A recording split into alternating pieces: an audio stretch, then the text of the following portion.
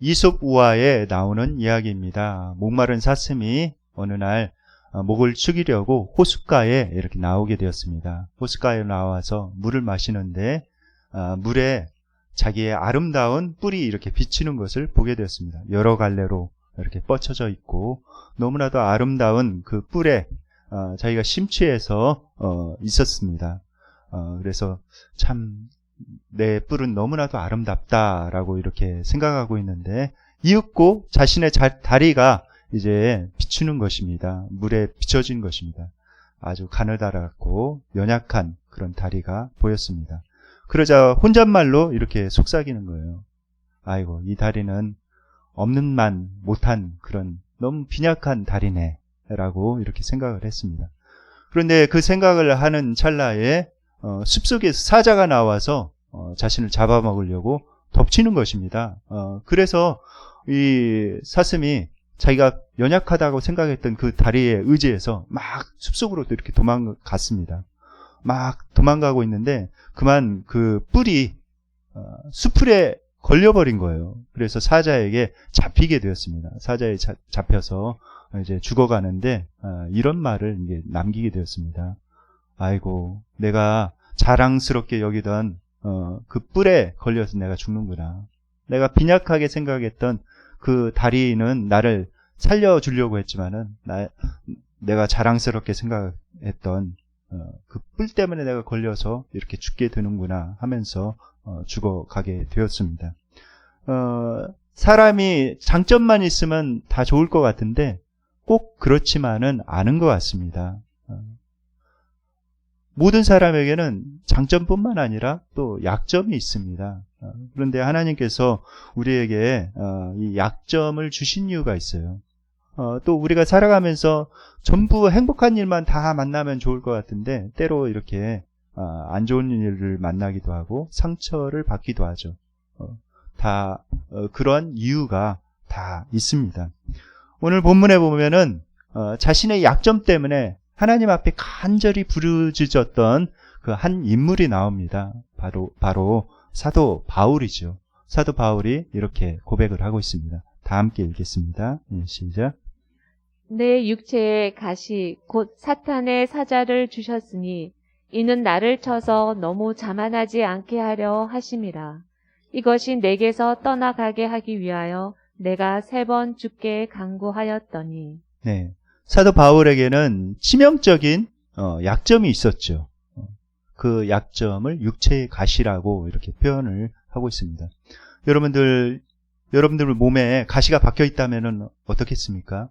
굉장히 아프지요. 따끔거리면서 굉장히 아픕니다.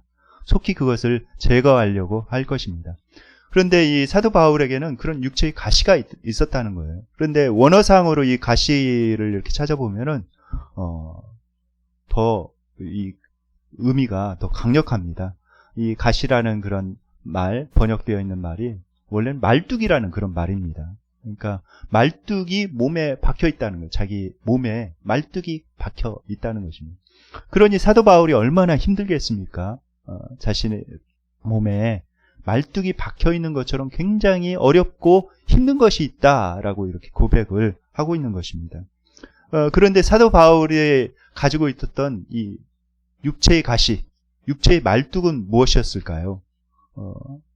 여러 사람들이 이렇게 추측을 합니다. 어떤 사람은 그것은 안질병이었을 것이다. 사도 바울이 눈이 안 좋아서 글자도 잘 보지 이렇게 못했는데, 그리고 대피를 할 정도로 눈이 좋지 않았는데 그 안질 때문에 이렇게 괴로워했을 것이다 라고 이렇게 추측을 합니다.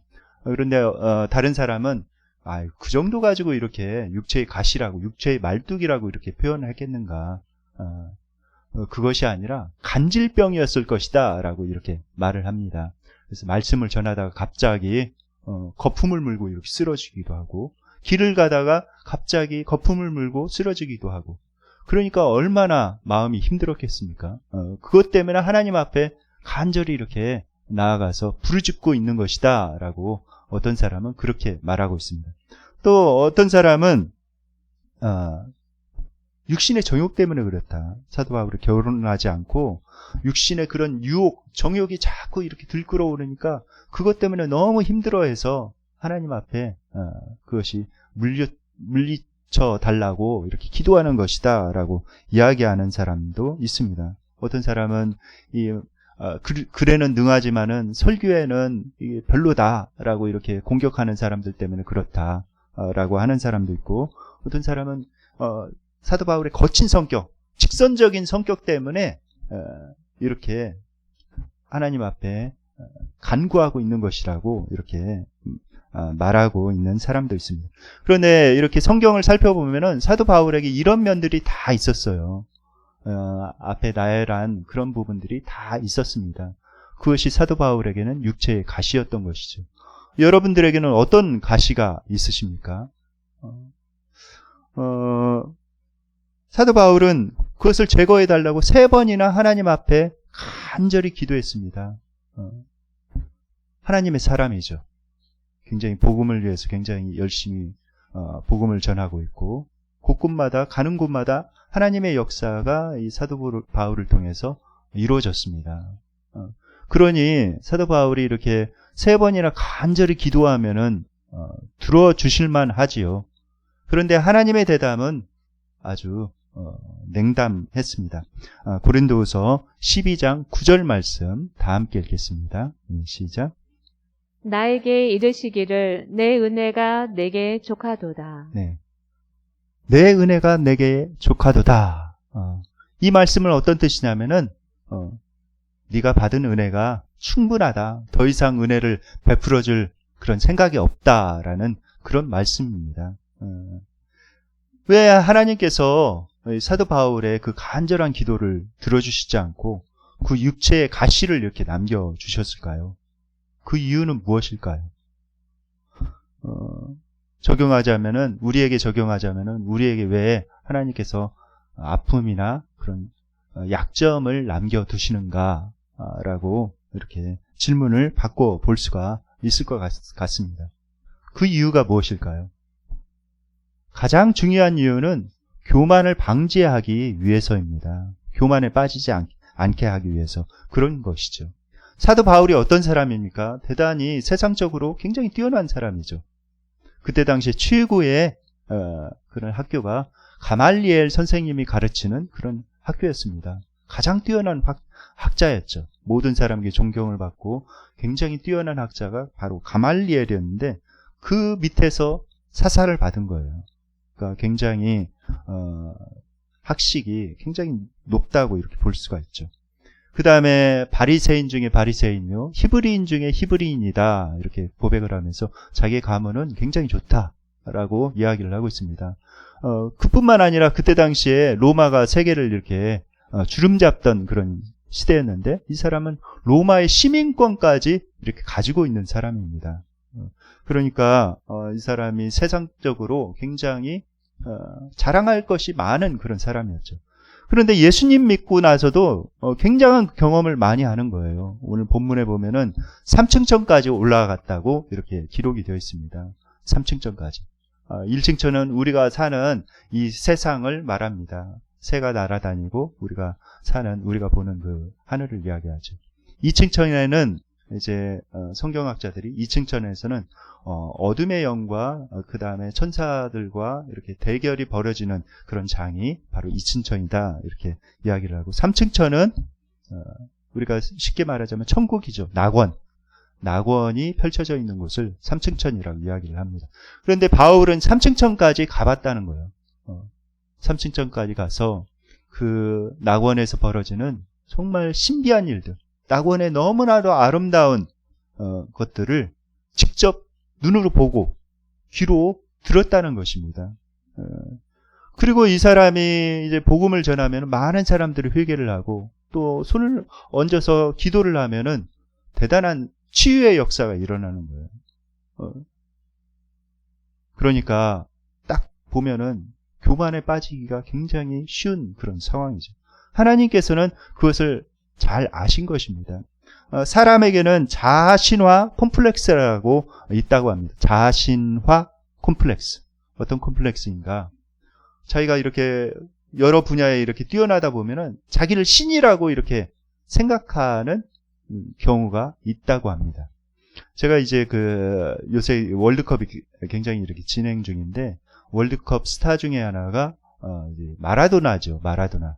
이 사람은, 빈민가, 원래 빈민가 이렇게 출신인데, 아르헨티나의 빈민가 출신인데, 이 사람이 축구를 해가지고 굉장히 이렇게 성공을 했습니다.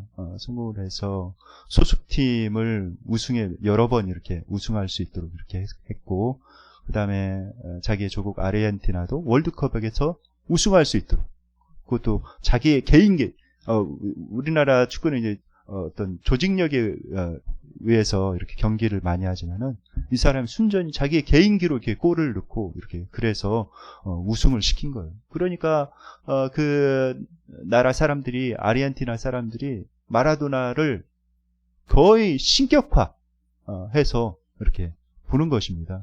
그래서 이 마라도나가 우리나라의 유명한 그 축구 선수를 초청해 가지고 이렇게 자기 나라에 데려가서 이렇게 경기장에 이렇게 갔는데, 마라도나가 싹 나타나니까 사람들이 막 눈물을 흘리면서 마라도나를 보면서 환호하더라는 거예요.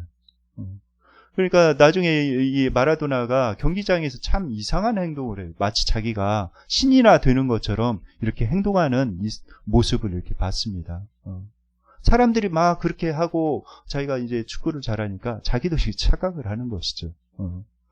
그런데 요새 이제 축구 경기를 종종 이렇게 보면서 또 호날두라는 그런 선수를 이렇게 보게 됩니다. 호날두는 사람들이 축구계의 신이다라고 이렇게 이야기하는 그런 사람이죠.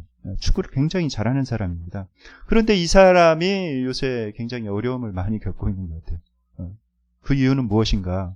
이 사람이 너무 축구를 이렇게 잘하다 보니까 소속팀에서 굉장히 교만하게 이렇게 행동한 것입니다. 감독을 무시하고, 또 감독을 무시하는 발언을 하고, 그러니까 이제 소속팀에서 이 호날두를 방출해 버렸습니다.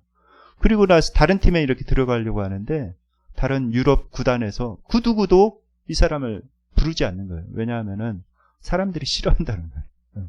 사람들이 싫어하고, 이 사람이 가면은 그 소속팀의 팀워크가 이렇게 깨지고 그러기 때문에, 개인적으로는 굉장히 이렇게 축구를 차는 그런 기술이 뛰어나지만은 더 이상 부르지 않는 것입니다.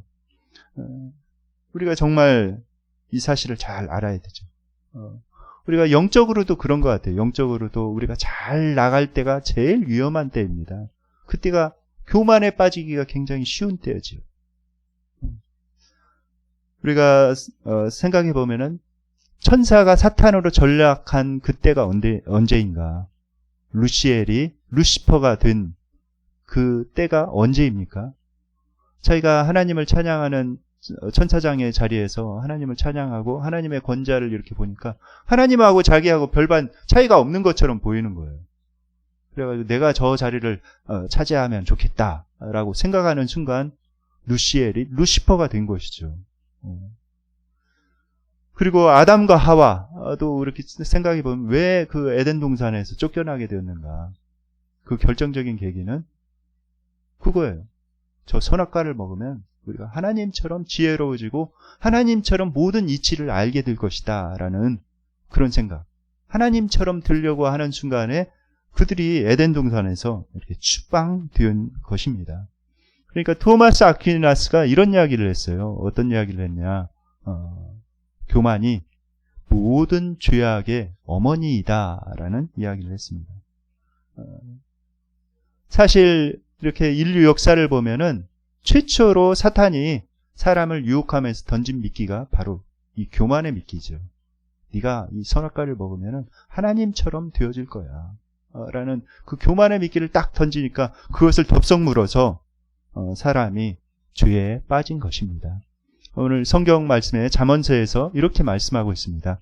다 함께 읽겠습니다. 시작. 교만은 패망의 선봉이요 거만한 마음은 넘어짐의 아짜리이니라. 네. 그래서 사도 바울에게 하나님께는 육체의 가시를 허락하셨습니다. 사도 바울이 그 사실을 깨닫고 7절에서 이렇게 고백을 하고 있죠. 7절 말씀 세 번역으로 다 함께 읽겠습니다. 시작. 내가 받은 엄청난 계시들 때문에 사람들이 나를 과대평가하려는지도 모릅니다. 그러므로 내가 교만하게 되지 못하도록 하나님께서 내 몸에 가시를 주셨습니다. 네. 이제 사도 바울이 육체에 가시를 준 이유를 알게 된 것이죠. 자기가 자칫 잘못하면은 자기 자신을 과대평가해서 마치 신의 능력을 이렇게 행하니까 내가 신이라고 잘못 이렇게 생각할 수 있다는 것이죠. 종종 이렇게 기독교 역사를 이렇게 살펴보면은 초기에는 굉장히 이렇게 잘 나가다가 엉뚱한 방향으로 나간 그런 기독교 지도자들이 많이 있습니다.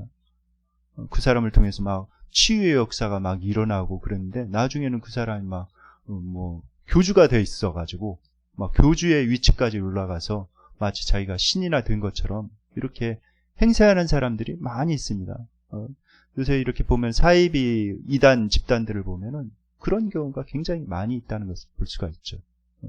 그래서 사도 바울은 깨닫게 된 거예요. 하나님께서 나에게 육체의 가시를 준 이유는 이런 교만에 빠지지 않게 하시려고 안전장치를 주신 거구나 하면서 오히려 그것 때문에 하나님 앞에 감사하면서 나아가는 것입니다.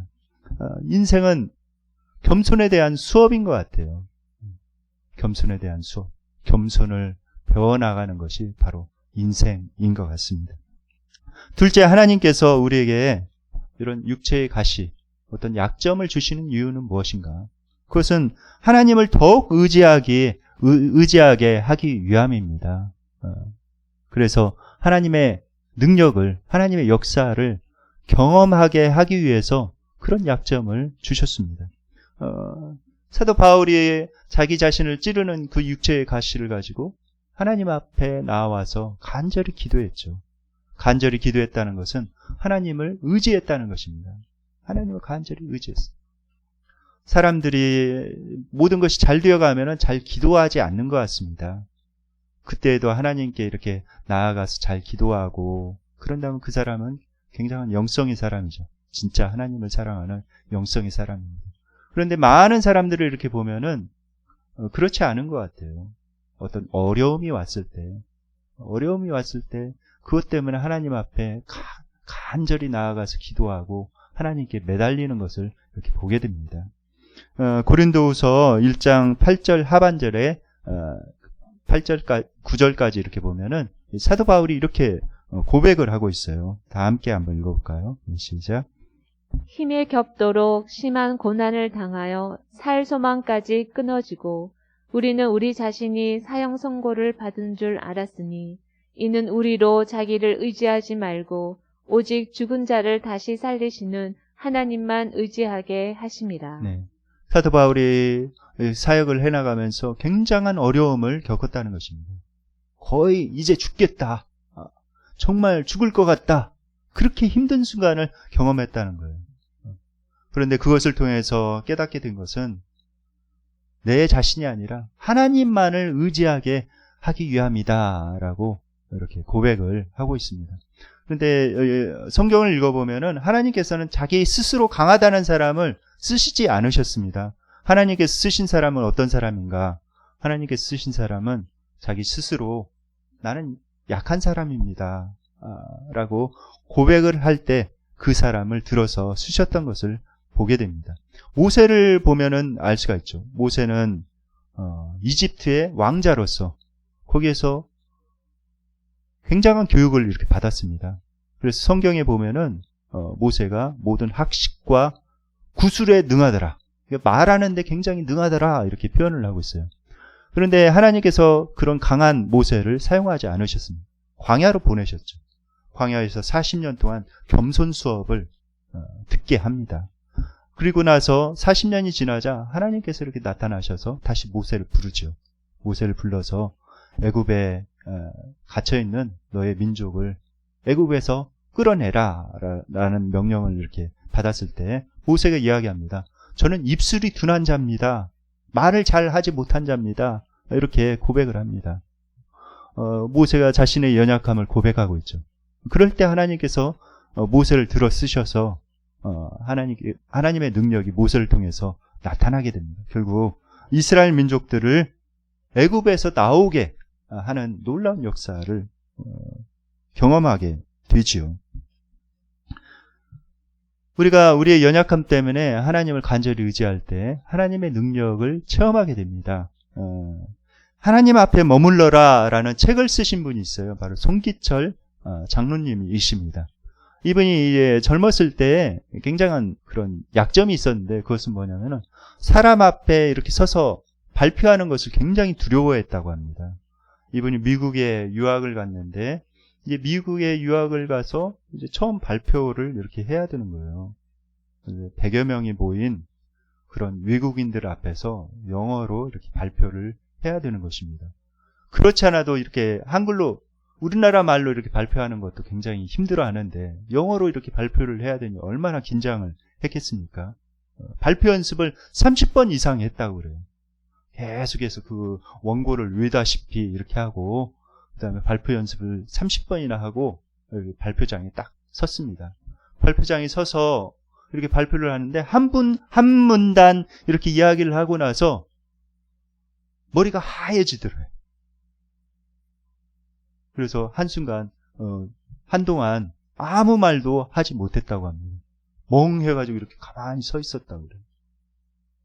그러면서 그 시간이 짧은 시간이었는데 마치 1년처럼 느껴졌다고 합니다. 그래서 당장이라도 여기서 뛰어내려가서 그냥 집으로 도망가 버리고 싶은 그런 마음이 많이 생겼다는 거예요. 너무나도 힘들었던 처음 발표. 그리고 나서 1년 후에 미시간 대학에서 또 이제 어떤 학회에서 발표해야 되는 그런 순간이 다가오고 있었습니다. 그때 기억이 자꾸 이렇게 나는 거예요. 너무 두려운 거예요. 두려워서 이번에도 이제 막 발표 원고를 이렇게 암송하고, 또 이제 숲에 가서도 이렇게 막 큰 소리로 이렇게 발표 연습을 하고, 그러면서 사람들이 다 나무다라고 이렇게 생각을 하면서 발표 연습을 하기도 하고, 바위 앞에서 사람들이다, 사람들이 바위와 같다 이렇게 생각하면서 이렇게 발표 연습을 하는데 너무 두려운 것입니다. 이제 발표 전날이 되었어요. 전날 밤에 학교 운동장에 가서 막 부르짖으면서 이렇게 기도했습니다. 하나님, 저 너무 힘듭니다. 이게 발표 못 하겠어요. 그냥 집으로 돌아가고 싶습니다. 하나님, 집으로 돌아가면 안 됩니까? 이렇게 하나님 앞에 막 이제 기도를 하면서, 그런데 하나님 능력 있는 분이시잖아요. 어떻게 좀 해주세요. 어떻게? 이렇게 기도하고 이제 숙소로 들어갔다고 합니다. 들어가서 딱 누워 있는데 잠도 오지 않았다는 거예요. 긴장 때문에. 그래서 눈 멀뚱멀뚱 뜨고 있다가 이제 막 잠들려는 순간에 하나님의 음성이 들렸다고 합니다. 기철아, 너는 사람 앞에서 발표하니 아니면 하나님 앞에서 발표하니? 이런 하나님의 음성을 딱 들었다는 거예요. 그 말씀을 듣고 나서 곰곰이 생각해 봤다는 거예요. 내가 정말 하나님 앞에서 발표하는가, 사람 앞에서 발표하는가? 지금까지 사람 앞에서 발표했다는 것을 깨닫게 되었다는 것입니다. 발표를 하면서 이런 생각을 했다는 것을 깨닫게 됐다. 저 사람들이 나를 안 좋게 보면 어떻게 할까? 내가 어떻게든 저 사람들한테 잘 보여야 되는데, 저 사람들이 나를 안 좋게 보고 나를 무시하면 어떻게 할까? 자기가 살려는 그런 생각 때문에 그런 두려움이 왔다는 것을 알게 되었다는 거예요. 그게 아니라 이제부터는 하나님 앞에서 이렇게 발표를 하자. 사람들 앞에서가 아니라 하나님 앞에서 발표를 하자라는 그런 생각이 딱 들었다는 것입니다. 그 다음부터는 이 사람이 어느 사람 앞에 가서 발표를 하든지 두려움이 사라졌다는 거예요. 두려움이 사라지고 이제 정말 자신감 있게 이렇게 발표를 할 수가 있게 되었습니다. 지금은 이분이 정말 많은 집회를 이렇게 인도하고 있죠. 치유 집회를 인도하고 있고, 수천 명이 모인 그런 사람들 앞에서도 당당하게 이렇게 집회를 인도하면서 이렇게 살아가고 있습니다. 자신의 연약함 때문에 하나님 앞에 간절히 부르짖어서 하나님의 강함으로 채워주신 그런 좋은 예라고 이렇게 볼 수가 있습니다. 여러분들은 어떤 그런 약점이 있으십니까? 그것을 가지고 하나님 앞에 가지고 나아가 보세요. 그러면 하나님께서 그것을 통해서 여러분들에게 또 하나님의 강함으로 덧입혀 주실 것입니다. 우리에게 또 약점을 주신 이유는 뭔가? 셋째 이유는 이웃들의 아픔을 진심으로 공감하고 이웃들을 사랑하라고, 이웃들과 더불어 살아갈 수 있는 능력을 주시기 위해서 우리에게 약함을 주신 것입니다. 우리가 살아가면서 고난을 겪을 때 그 고난이 왜 왔는지 잘 깨닫지 못하죠. 그 고난 안에 있을 때 이 고난이 빨리 지나갔으면 좋겠다, 빨리 끝났으면 좋겠다라는 그런 생각을 합니다. 그런데 나중에 이제 그 고난이 지나간 다음에 이렇게 가만히 생각해 보면은 그 고난 안에 놀라운 하나님의 섭리가 있었고 하나님의 신비가 있었다는 것을 깨닫게 됩니다. 놀랍게도 그것을 깨닫게 돼요. 그 고난이 지나간 다음에는 하나님께서 이래서 이런 고난을 주셨구나. 그리고 하나님의 특별한 위로를 그 고난을 통해서 받게 됩니다. 그리고 나서 이제 우리가 새롭게 눈 뜨는 것이 이웃의 그런 아픔과 고통에 대해서 눈을 뜨게 돼요. 다른 때는 보이지 않았는데 이제 그런 이웃들의 그런 아픔과 그 어려움들에 눈을 뜨게 되고 그 사람들의 아픔에 공감해 줄 수 있고 진정으로 그 사람들을 위로할 수 있는 능력을 이렇게 받게 됩니다. 그것이 바로 고난의 신비죠. 제가 젊었을 때 이제 대학교 들어가면서 배운 것이 이제 조깅이었어요. 조깅이었는데 이렇게 달리기를 이렇게 배워서 이렇게 달리기를 하는데 너무 잘 되는 거예요, 달리기가. 그래가지고 이게 지치지가 않는 것입니다. 막 이렇게 뛰어도 지치지가 않고 몇 시간 이렇게 뛰어도 지치지 않고 축구 전후반 45분 이렇게 풀타임으로 막 달려다녀도 숨이 차지 않더라고요. 그래가지고 이거 정말 내가 이 마라톤계로 가야 되지 않았었나라는 그런 생각을 한동안 했었습니다. 그리고 좀 힘들어하는 사람들, 피곤해하거나 연약해하는 그런 힘들어하는 건강 때문에 힘들어하는 사람들 보면은 이런 생각 이렇게 얘기를 하곤 했어요. 아이고 건강 관리를 잘해야지. 운동하고 음식 먹는 거 잘 먹고 이렇게 건강 관리 잘하면은 건강하지. 그거 안 하니까 그런다. 이런 생각을 이렇게 많이 하게 되었습니다. 그런데 제가 이제 결정적으로 교통사고를 이렇게 당했죠. 그리고 이제 오른쪽 다리를 이렇게 다치게 되었는데, 그 후에 제가 알게 되었어요. 다른 사람이 연약함에 대해서, 그럴 수도 있구나. 참, 사람이 연약하구나. 라는 것을 이렇게 깨닫게 되고, 다른 사람의 아픔에 대해서 이렇게 새롭게 이렇게 보게 된 것 같아요. 그렇죠. 고린도서 1장 4절에서도 사도 바울이 이렇게 고백을 하고 있습니다. 다 함께 한번 읽어볼까요? 1장 4절 말씀. 시작. 우리의 모든 환난 중에서 우리를 위로하사 우리로 하여금 하나님께 받은 위로로서 모든 환난 중에 있는 자들을 능히 위로하게 하시는 이시로다. 네. 우리가 환난 중에 받은 하나님의 위로로서 다른 사람을 위로할 수 있다는 거예요. 이것이 바로 고난의 이런 신비지요. 고난의 신비입니다. 하나님은 낭비하지 않으십니다. 우리의 그런 슬픔도, 우리의 고난도, 우리가 당하는 어떤 그 어려움도 낭비하지 않으세요. 하나님은 사랑의 하나님이십니다. 그것을 통해서 선을 이루시고 놀라운 하나님의 역사를 그것을 통해서 이루어 가시는 거예요. 그러니까 내가 당하는 그런 어려움들을 잘 하나님을 의지하면서 이렇게 나아가는 것이 필요합니다.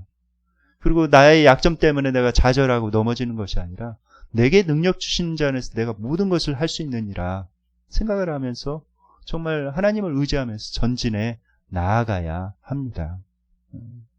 여러분들은 요즘 어떻게 지내십니까? 무탈하게 잘 지나고 계십니까? 하나님께 감사하십시오. 또 그것을 통해서 나를 형통하게 해주시는 그런 하나님을 통해서 오히려 다른 사람들을 더 섬기고 또 하나님의 교회를 더 섬기며 이렇게 나아가시기 바랍니다. 만약에 여러분들이 현재 혹시 아픔과 어려움을 겪고 계십니까? 그것도 또 하나님께 감사하십시오. 그것을 통해서 하나님께서는 합력해서 선을 이루십니다.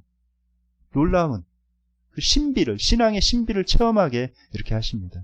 그 문제를 가지고 하나님을 간절히 의지하시기 바랍니다. 모든 것을 합력해서 선을 이루시는 하나님께서 그것을 통해서 놀라운 것들을 우리에게 선물로 주실 것입니다.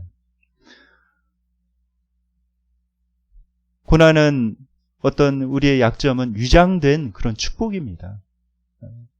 이렇게 겉으로 보기에는 안면은 굉장히 우리에게 어떤 힘든 일이고 굉장히 불행한 일처럼 보이지만은 믿음의 눈으로 뒷면을 보면은 하나님께서 그것을 통해서 우리에게 정말 아름다운 선을 이루어 가신다는 것을 알 수가 있습니다. 원학기는 내 능력이 약한 데서 온전해짐이라 말씀하신 그 하나님의 말씀을 가슴에 새기고 우리에게 약할 때 강함 주시는 그 하나님을 더욱더 굳세게 의지하며 우리가 믿음으로 승리하며 살아가시는 저와 여러분들 되시기를 예수님의 이름으로 축원드립니다. 이제 말씀을 묵상하면서 기도하는 시간을 갖도록 하겠습니다.